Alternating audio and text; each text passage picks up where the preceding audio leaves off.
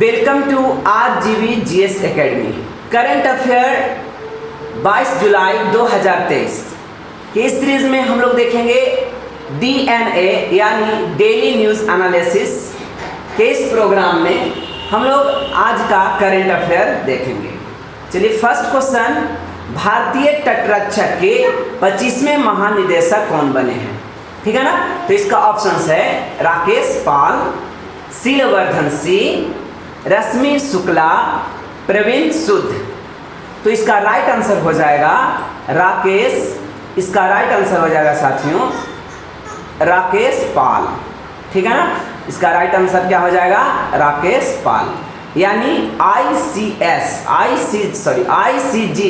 ICG का महानिदेशक यानी डायरेक्टर जनरल कौन है? राकेश पाल। ठीक है ना। इससे संबंधित और प्रश्न देखें कि शीलवर्धन सिंह कौन है, रश्मि शुक्ला कौन है और प्रवीण सूद कौन है। तो देखिए, CISF के महानिदेशक शीलवर्धन सिंह, SSB के महानिदेशक रश्मि शुक्ला और CBI के महानिदेशक प्रवीण सूद हैं। ठीक है। राकेश पाल के बारे में आप जान लीजिए। तो ये 25वें महानिदेशक बने ICG के। डेट मीन्स इसका क्या हो जाएगा? ICG का full form Indian coast guard. कहता है यह जनवरी 1989 ईस्वी, कब से? 1989 से भारतीय तटरक्षक बल के साथ है। कब से ये साथ हैं? भारतीय तटरक्षक बल के साथ कब से हैं?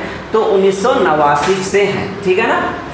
आप देख सकते हो कि भारतीय तटरक्षक जो बल है यानी इंडियन कोस्ट गार्ड है, इसकी औपचारिक स्थापना जो हुई वो 1 फरवरी 1977 में हुई। कब हुई?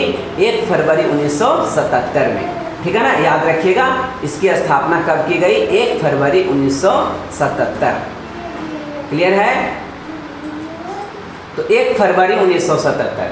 अब इसका हम लोग एक डे याद कर लेंगे कि तटरक्षक दिवस कब मनाया जाता है। तो तटरक्षक दिवस 1 फरवरी को मनाया जाता है। तटरक्षक दिवस कब मनाया जाएगा? तो 1 फरवरी को तटरक्षक दिवस मनाया जाता है। इसके अलावा इसका तटरक्षक इसका मुख्यालय कहाँ पे है? तो इसका मुख्यालय न्यू दिल्ली है। ठीक है ना। नेक्स्ट क्वेश्चन की अगर हम बात करें तो नेक्स्ट क्वेश्चन में देखिए, क्वेश्चन नहीं, इसमें और कुछ इंपॉर्टेंट देख लेते हैं जो तत्काल में इससे संबंधित चुने गए हैं या इसके महानिदेशक हैं। जैसे BSF के महानिदेशक कौन है? तो BSF का महानिदेशक नितिन अग्रवाल। BSF का महानिदेशक कौन है? नितिन अग्रवाल। CRPF के महानिदेशक कौन है? सुजाय लाल थाउसेन। कौन है? सुजाय लाल थाउसेन। इसके अलावा अगर बात करें CISF, अभी तुरंत देखा गया था, CISF का महानिदेशक शीलवर्धन सिंह। CISF का महानिदेशक कौन है? शीलवर्धन सिंह। ठीक है ना। और ITBP के महानिदेशक अनीश दयाल सिंह। क्लियर है? तो अब इसके अलावा भी और बात करूं, SSB के महानिदेशक रश्मि शुक्ला और ये SSB के महानिदेशक हैं रश्मि शुक्ला। कौन है ये? रश्मि शुक्ला SSB के महानिदेशक। NSG के महानिदेशक MA गणपति। IB के महानिदेशक तपन कुमार डेक्का। IB के महानिदेशक कौन है? तपन कुमार डेक्का। उसके अलावा रा के महानिदेशक रवि सिन्हा। रा के महानिदेशक कौन है? तो रा का महानिदेशक रवि सिन्हा। उसके अलावा अगर बात किया जाए NIA के महानिदेशक दिनकर गुप्ता। NIA के महानिदेशक कौन है? दिनकर गुप्ता। ठीक है ना। अब आप देख सकते हो कि CBI के महानिदेशक बतला ही दिया, प्रवीण सूद थे। ठीक है ना। इसके अलावा और देखो, असम राइफल के महानिदेशक प्रवीण चंद्र नायर और दिल्ली पुलिस कमिश्नर के महानिदेशक संजय अरोड़ा। इससे क्या बेनिफिट मिलेगा साथियों? इससे ये आपको फायदा मिलेगा कि आप एक क्वेश्चन में आप कितने सारे इससे प्रश्न संबंधित प्रश्न को देख रहे हैं। ठीक है ना।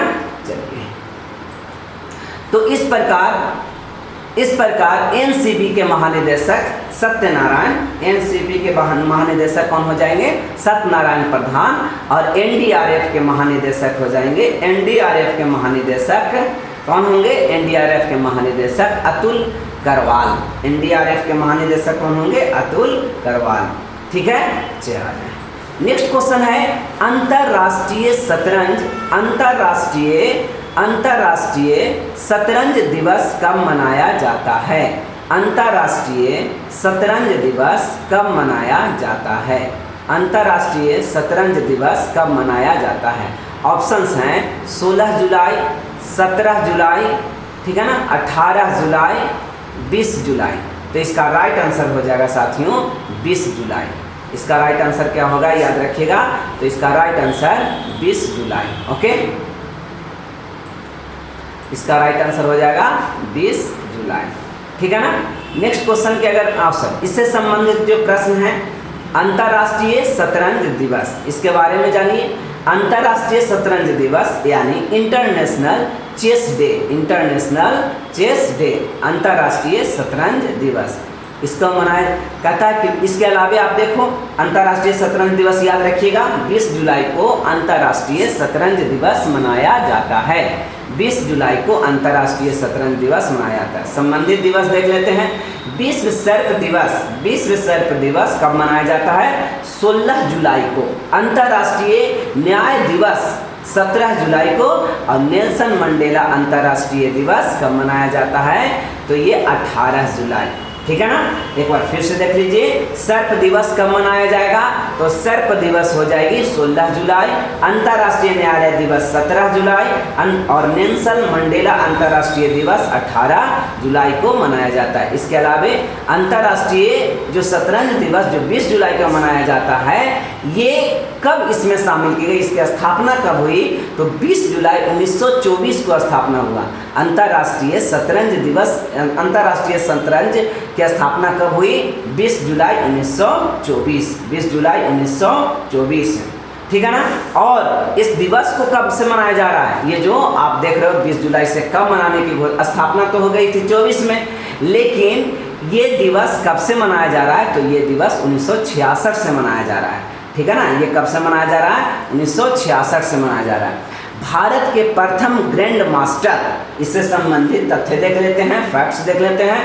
भारत के प्रथम ग्रैंड मास्टर विश्वनाथन आनंद और भारत के प्रथम महिला ग्रैंड मास्टर, भारत के प्रथम महिला ग्रैंड मास्टर कौन है? सुब्बारमन विजयालक्ष्मी, सुब्बारमन विजयालक्ष्मी।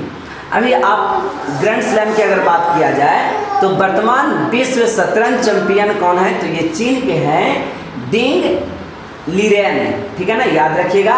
जिस समय एक समय ऐसा था जो ग्रैंड मास्टर हुआ करते थे भारत के, है ना, चैंपियन। तो यहाँ अभी वर्तमान में जो चैंपियन है विश्व शतरंज चैंपियन वो कौन है? Ding Liren, Ding Liren. ठीक है ना। तो आप इसके अलावा देख सकते हैं और शतरंज से शब्दावली क्या क्या है, कभी कभी ये शब्दावली भी पूछ देती है।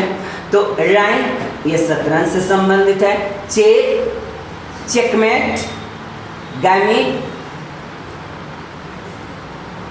Stalemate, bishop, pawn, grandmaster, knight, pieces, castle, Elo rating, ये सब शब्दावली है। ठीक है ना। अब कुछ और दिवस देख लिया जाए, है ना। 12 जुलाई को क्या मनाया जाता है? तो 12 जुलाई को विश्व पेपर बैग दिवस, विश्व पेपर बैग दिवस 12 जुलाई। फ्रांस का राष्ट्रीय दिवस 14 जुलाई। अंतर्राष्ट्रीय सार्क जागरूकता दिवस 14 जुलाई। विश्व युवा कौशल दिवस 15 जुलाई को मनाया जाता है। नेक्स्ट क्वेश्चन की अगर बात करें, बेस्ट स्टूडेंट सिटीज 2024 यानी 2024 रैंकिंग में मुंबई की रैंक क्या है? मुंबई की रैंक क्या है? तो इसका राइट आंसर हो जाएगा साथियों 118।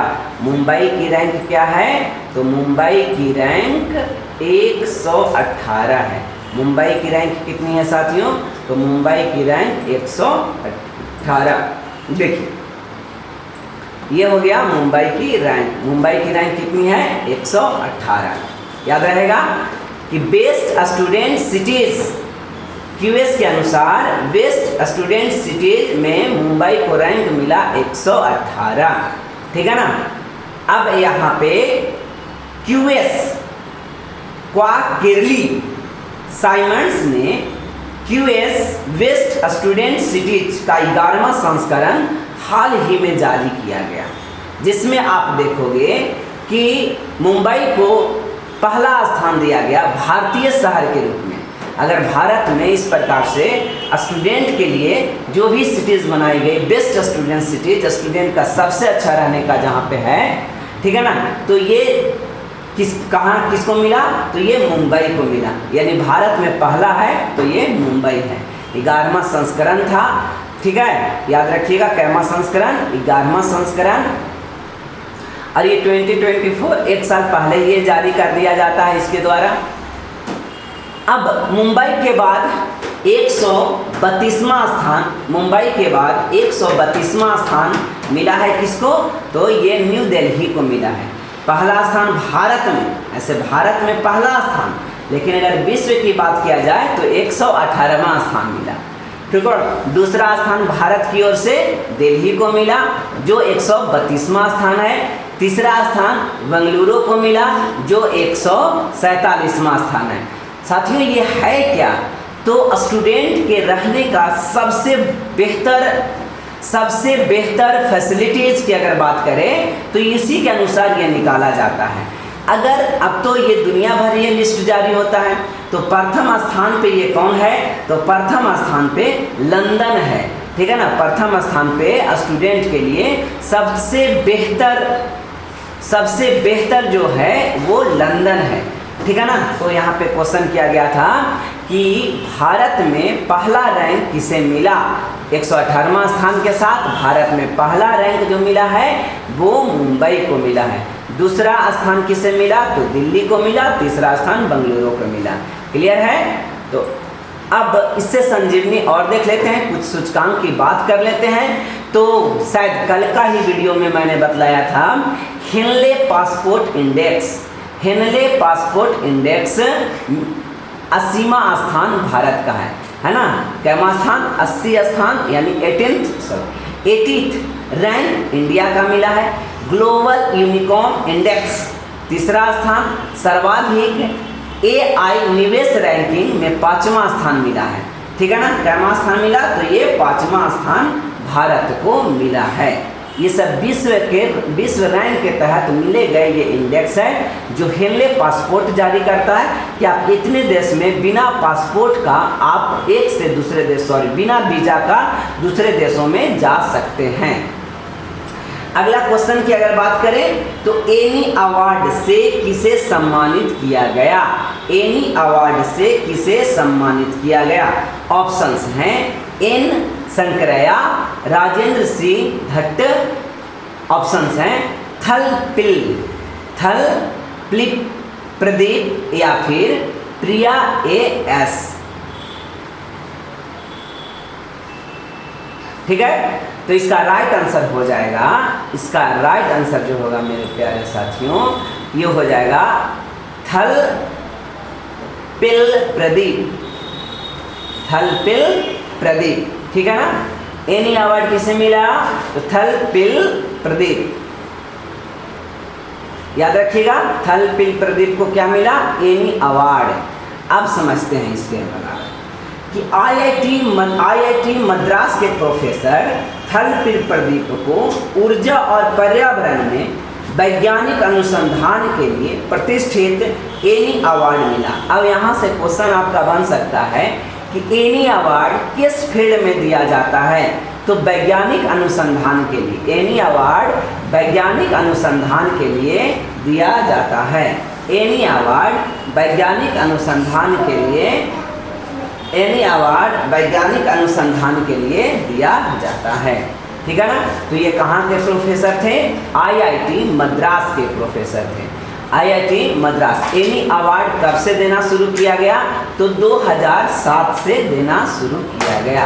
एनी अवार्ड 2007 कहता है कि इसमें अलग अलग कैटेगरीज में दिया जाता है, लेकिन ये याद रखिए कि ये अनुसंधान से ही संबंधित है, बस ज़्यादा इसमें कुछ इम्पोर्टेंट और वगैरह है नहीं, ठीक है ना। अब एनी क्या है, तो एनी एक वैश्विक ऊर्जा कंपनी जिसका मुख्यालय रोम में है। वैश्विक ऊर्जा कंपनी है जिसकी मुख्यालय कहाँ है, तो रोम में। अब ये जब वैश्विक हो जाता है तो ये बहुत इंपॉर्टेंट हो जाता है, इसका नाम को याद करना आपके लिए बहुत इंपॉर्टेंट है, ठीक है ना। तो और अवार्ड अब देख लेते हैं। इसके अलावे और अवार्ड की बात करें तो grand order of the chain of the yellow star किन्हें द्रौपदी मुर्मू के द्वारा दिया गया। ये किनको दिया गया, सूरीनाम के प्राइम मिनिस्टर को दिया गया। 57वां ज्ञानपीठ पुरस्कार किन्हें मिला, तो दामोदर मौजो को मिला। किन्हें मिला, दामोदर मौजो को मिला, याद रखिएगा, दामोदर मौजो को मिला। नेक्स्ट, अगर नेक्स्ट क्वेश्चन की बात किया जाए तो नेक्स्ट क्वेश्चन होगा इसी में और कुछ प्राइज देख लेते हैं, ठीक है ना। अंतर्राष्ट्रीय बुकर पुरस्कार जॉर्ज गोस्पोडिनोव किसे मिला, बुल्गारिया के व्यक्ति जॉर्ज गोस्पोडिनोव को मिला। जॉर्ज गोस्पोडिनोव को मिला। ये कहाँ के, बुल्गारिया के थे। बुल्गारिया की राजधानी आपको पता होगा सोफिया है। बुल्गारिया की राजधानी कहाँ है, सोफिया है, ठीक है ना। इसके अलावा और अवार्ड की अगर बात किया जाए तो सेवेलियर डी ला लीजन डी ऑनर ये किन्हें मिला, एन चंद्रशेखरन को मिला। भारत रत्न डॉक्टर अंबेडकर अवार्ड किसे दिया गया, योगी आदित्यनाथ को दिया गया। भारत रत्न डॉक्टर अंबेडकर अवार्ड किन्हें दिया गया, योगी आदित्यनाथ को दिया गया, ठीक है ना। नेक्स्ट क्वेश्चन की अगर बात करें तो नेक्स्ट क्वेश्चन है, कौन सा राज्य 2024 में फिल्म फेयर पुरस्कारों के 69 यानी 69वें संस्करण की मेजबानी करेगा। कौन सा राज्य, याद रखिएगा, फिल्म फेयर पुरस्कार से संबंधित जो 69वां जो संस्करण होगा इसका मेजबानी यानी होस्ट कौन करेगा, इसका होस्ट कौन करेगा। ऑप्शन है राजस्थान, हरियाणा, उत्तर प्रदेश, गुजरात। तो इसका राइट आंसर हो जाएगा साथियों, इसका राइट आंसर गुजरात है। इसका राइट आंसर क्या हो जाएगा, तो इसका राइट आंसर गुजरात, याद रखिएगा, इसका राइट आंसर क्या है, गुजरात। इससे संबंधित और कुछ देख लेते हैं। क्या गुजरात में 2024 में फिल्म फेयर पुरस्कार जो 69वां संस्करण होगा उसका मेजबानी करेगा। पहली बार होगा कि गुजरात में यानी गुजरात फिल्म फेयर पुरस्कार की मेजबानी करेगा। आप अधिकतर देखते होंगे या तो मुंबई, गोवा में होता होगा। फिल्म फेयर अवार्ड के बारे में आप समझिए, फिल्म फेयर अवार्ड, ठीक है ना। तो ये वार्षिक पुरस्कार अवार्ड है, फिल्म फेयर पुरस्कार, ये वार्षिक पुरस्कार है। यह पुरस्कार हिंदी फिल्म इंडस्ट्री में दिए जाते हैं। किसके लिए, कौन सा फिल्म के लिए, तो हिंदी फिल्म इंडस्ट्री के लिए दिए जाते हैं, ठीक है ना। कहता है संस्कारों की शुरुआत यानी फिल्म फेयर अवार्ड की शुरुआत 1954 में the times group film fair पत्रिका द्वारा की गई थी। यानी ये प्रारंभ कब से किया गया, तो ये प्रारंभ किया गया 1954 से। फिल्म फेयर अवार्ड कब से दिया जाने लगा, 54 से। और ये कौन देता है, द टाइम्स ग्रुप देता है। कौन देता है, द टाइम्स ग्रुप देता है, ठीक है ना। तो ये 54 से स्टार्ट हुआ। चलिए अगर अब 23 की बात कर लें कि 68 में जो फिल्म फेयर हुआ था उसमें किसको कौन सा अवार्ड मिला, ठीक है। तो चलिए देखिए, सबसे पहले सर्वश्रेष्ठ यानी बेस्ट एक्टर का अवार्ड राजकुमार राव को मिला। बेस्ट एक्टर का अवार्ड किसे मिला था, 2023 में बेस्ट एक्टर का अवार्ड किन्हें दिया गया, तो बेस्ट एक्टर का अवार्ड दिया गया था राजकुमार रॉय को। सर्वश्रेष्ठ यानी बेस्ट एक्ट्रेस आलिया भट्ट को मिला। सर्वश्रेष्ठ डायरेक्टर यानी बेस्ट डायरेक्टर संजय लीला भंसाली को दिया गया। और best supporting actor best supporting actor Anil Kapoor को दिया गया। बेस्ट सपोर्टिंग एक्टर किन्हें मिला? अनिल कपूर को दिया गया। ठीक है ना, आप समझ सकते हो कि ये पापा बाहर जाएगा। Just a minute.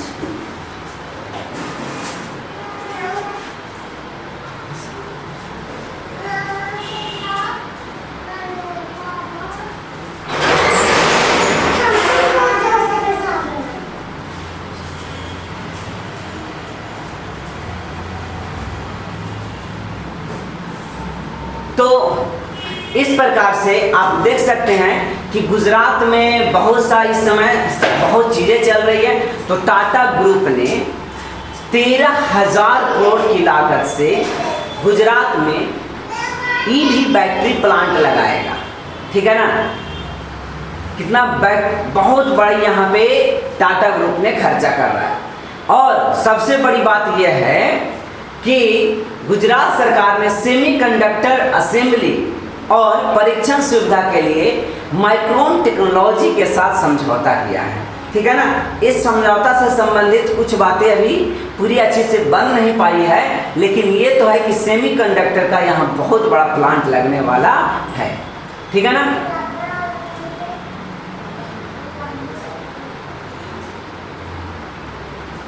ये कुछ ही से संबंधित नहीं है। ठीक है ना,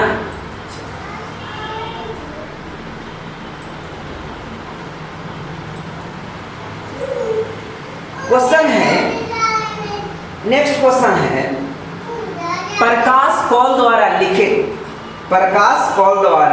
लिखित राग प्रकाश नामक पुस्तक का विमोचन किसने किया?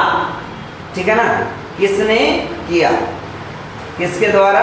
प्रकाश कौल द्वारा प्रकाश राग नामक पुस्तक, यानी प्रकाश कौल द्वारा एक पुस्तक लिखा गया जिसका नाम है राग प्रकाश। तो ये पुस्तक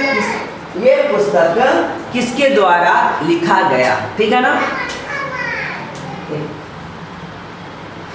योगी आदित्यनाथ, सुखविंदर सिंह सुक्खू, अमित शाह, ममता बनर्जी। तो इसका राइट आंसर हो जाएगा साथियों सुखविंदर सिंह सुक्खू। किसके द्वारा? सुखविंदर सिंह सुक्खू द्वारा दिया गया। हिमाचल प्रदेश के सीएम ठाकुर सुखविंदर सिंह सुक्खू ने डॉक्टर ओम प्रकाश कौल द्वारा लिखित राग प्रकाश नामक पुस्तक का विमोचन किया। ठीक है ना, ये हिमाचल प्रदेश के सीएम भी हैं, ये भी आप याद रखिएगा। यह पुस्तक रागों की एक विशेष समूह का संग्रह है, यानी संस्करण है राग का, है ना, जो आपने राग वगैरह सुने होंगे। अब बुक की अगर बात करें तो इसके अलावा और बहुत सी बुकें हैं, जैसे जो तत्काल में टॉप बुक्स की बात करें जो 2023 में विमोचित किए गए हैं, यानी प्रकाशित किए गए हैं, जिसमें आपको मिल जाएगा कलर्स ऑफ डिवोशन, ये अनीता भरत शाह के द्वारा लिखा गया। A matter of heart education in India, Anurag Behar के द्वारा लिखा गया। War and women, M.A. Hasan के द्वारा लिखा गया। Bipin, the man behind the uniform, ये किसके द्वारा रचना है? तो ये रचना विष्ट रावत नाम ही है, रचना भी है, रचना विष्ट रावत द्वारा ये लिखा गया है। नेक्स्ट, इस बार क्वेश्चन है कि जून तिमाही में भारत के कुल ऑयल मिल निर्यात में कितने प्रतिशत वृद्धि हुई? ऑप्शन है 19%, 20%, 50%, 30%। तो इसका राइट आंसर हो जाएगा मेरे प्यारे साथियों 19%। याद रखिएगा कि जून के तिमाही में भारत के कुल ऑयल मिल निर्यात में 19% का इंक्रीजमेंट देखा गया है। कितना परसेंट? 19% का। कहता है कि 2023-24 में पहली तिमाही के दौरान भारत का कुल ऑयल मिल निर्यात सालाना आधार पर 19% बढ़ा है। ठीक है ना। भारत वनस्पति तेल दुनिया का दूसरा सबसे बड़ा उपभोक्ता है। इसमें पाम ऑयल को लेकर के क्राइसिस को भी आप देखे होंगे ही पिछले वर्ष, पाम ऑयल है ना, ताड़ के तेलों का। दक्षिण कोरिया, थाईलैंड, बांग्लादेश और ताइवान भारत से प्रमुख खाद्य तेल खरीदार है, यानी ये दूसरा उपभोक्ता है, सबसे दूसरा स्थान पर ये कंज्यूमर है। इसका आता कहाँ से है भाई? तो ये आता है दक्षिण कोरिया, थाईलैंड, बांग्लादेश और ताइवान से, ठीक है ना। इसका बहुत से पाम ऑयल अगर बात करें तो ये भी खाद्य तेल है।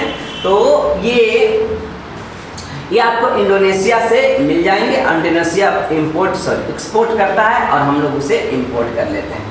तो अर्थव्यवस्था से संबंधित कुछ और फैक्ट की अगर बात किया जाए तो एडीबी ने, एशियन डेवलपमेंट बैंक ने चालू वित्त वर्ष के लिए भारत के वृद्धि दर के अनुमान को 6.4% पर कायम रखा। कितना? 6 यानी अभी हमारा प्रोग्रेस जो रेट है वो कितना है? 6.4 है।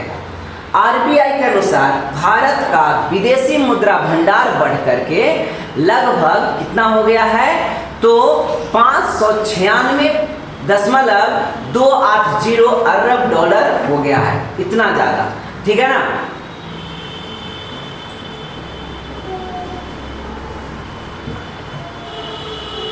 जीएसटी परिषद की 50वीं बैठक में ऑनलाइन गेमिंग पर 28% टैक्स की मंजूरी मिल गई है ना। आप देख रहे थे ऑनलाइन गेमिंग बहुत ज़्यादा चढ़ बढ़ के हिस्सा ले रहा है। बड़े बड़े लोग इसमें खिलाड़ी भी हैं और क्रिकेटर्स, जो बोलो क्रिकेटर्स हैं, फिल्म के लोग हैं, एक्टर हैं, एक्ट्रेस हैं, सारे लोग गेमिंग को बहुत बढ़ावा दे रहे हैं, ठीक है ना।